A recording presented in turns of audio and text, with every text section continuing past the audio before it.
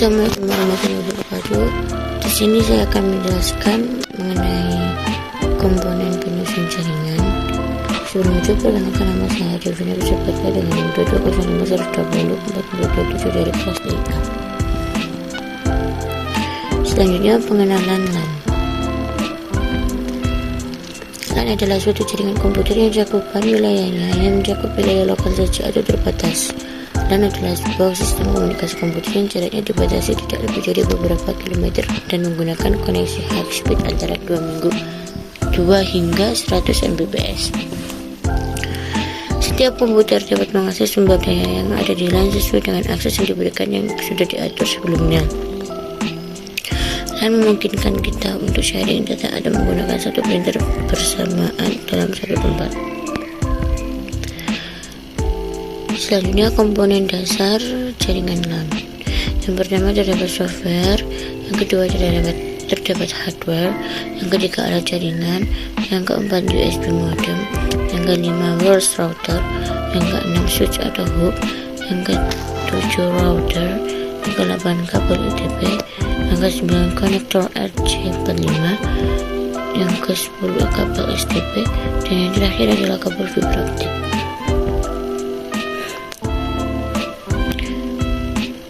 Selanjutnya, pengenalan UTP. UTP merupakan singkatan dari Universal Twist Pair. Kabel ini sesuai dengan namanya Universal atau tidak memiliki pelindung aluminium.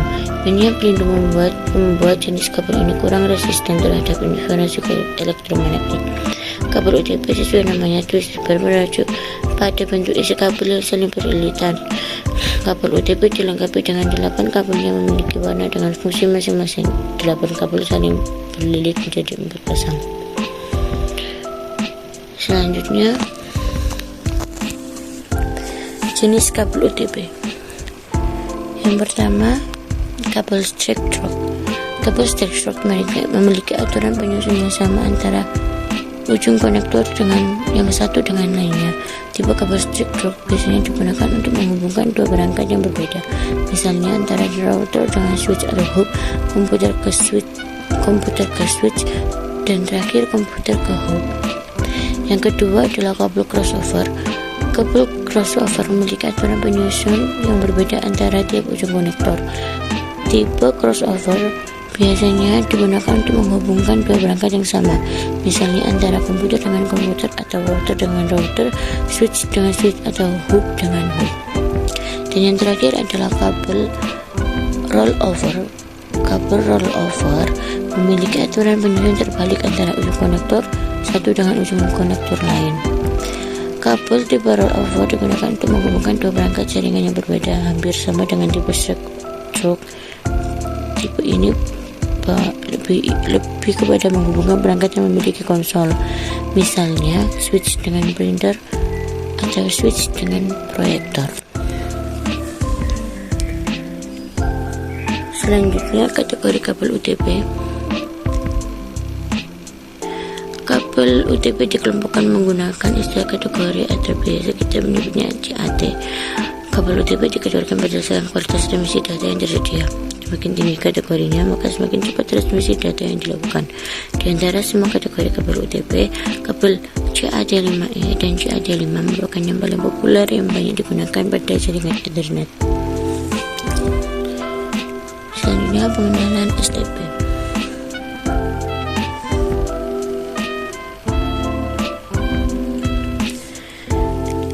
Kabel STP atau Shielded Twist Pair jenis kabel yang digunakan dalam sistem jaringan komunikasi untuk menerima data dalam bentuk sinyal listrik. Kabel ini terdiri dari pasangan-pasangan kawat tembaga yang diisolasi, di mana setiap pasangan kawat dijalin bersama-sama dan dilindungi oleh lapisan pelindung. Lapisan pelindung pada kabel STP berfungsi untuk melindungi sinyal data dari gangguan elektromagnetik eksternal. Lapisan pelindung ini terbuat dari bahan konduktif seperti aluminium, foil, atau anyaman tembaga. Perbedaan UTP dan STP. Satu, kabel UTP terdiri dari 8 warna yang harus urut penempatannya, baik jenis choice maupun crossover. Sedangkan STP terdiri dari 4 pasang kabel berbeda warna. Kedua, material. UTP material pembungkusnya cukup gak lunak. STP material logamnya lebih keras. Yang ketiga, diameter. UTP memiliki ukuran diameter relatif kecil, sedangkan STP ukuran lebih besar daripada UTP. Yang keempat, ketebalan. Isolator untuk UTP isolatornya lebih lunak, sedangkan STP isolatornya lebih keras dan lebih kaku. Untuk harga, yang UTP cenderung lebih murah, sedangkan STP lebih mahal daripada UTP. Selanjutnya adalah pengenalan fiber optik.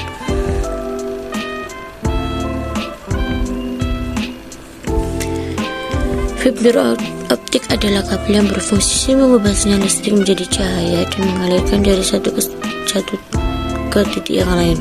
Bahan utama dari kabel jenis fiber optik ini adalah dari serat kaca dan plastik yang sangat halus, bahkan lebih halus dari sehelai rambut manusia.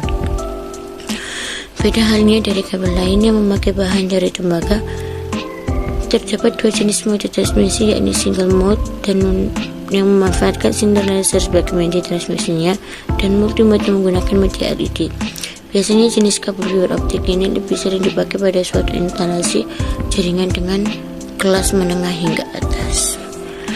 Fiber optik sendiri memiliki 4 struktur. Yang pertama, inti atau core. Pada serat optik terbuat dari kaca dan plastik halus dengan diameter yang tebalnya sangat kecil, yakni 2-50 mikrometer. Fungsinya adalah sebagai media merambatnya cahaya. Yang kedua, cladding. Cladding merupakan bagian yang menyelubungi lapisan inti atau core pada serat optik, ukurannya 5-250 mikrometer. Cladding terbuat dari bahan silikon sehingga memiliki indeks bias berbeda agar cahaya dapat dipantulkan kembali sekaligus membuat cahaya tetap berada pada serat optik. Yang ketiga, buffer atau coating. Lapisan setelah cladding adalah coating atau buffering, terbuat dari bahan plastik dengan sifat elastis yang gunanya untuk melindungi serat optik dari segala gangguan fisik. Dan yang terakhir adalah string, member out dan outer jacket. Adapun lapisan paling luar adalah string, member, dan outer jacket. Fungsinya untuk melindungi kabel serat dari gangguan fisik secara langsung maupun gangguan dalam bentuk lainnya.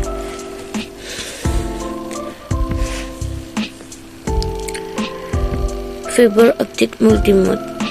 Kabel fiber optik multimode merupakan jenis yang pertama kali muncul dalam teknologi komunikasi.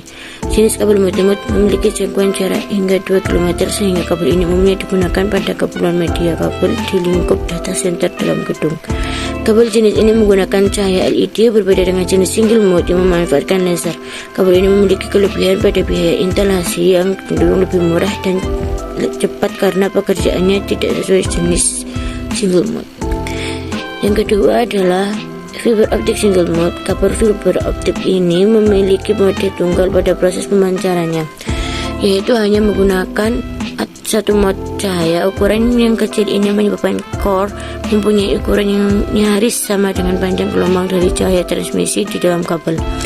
Proses penguraian cahaya ini membuat kapasitas bandwidth meningkat. Dengan demikian, kabel jenis ini memiliki kecepatan yang jauh lebih unggul ketimbang jenis multimode.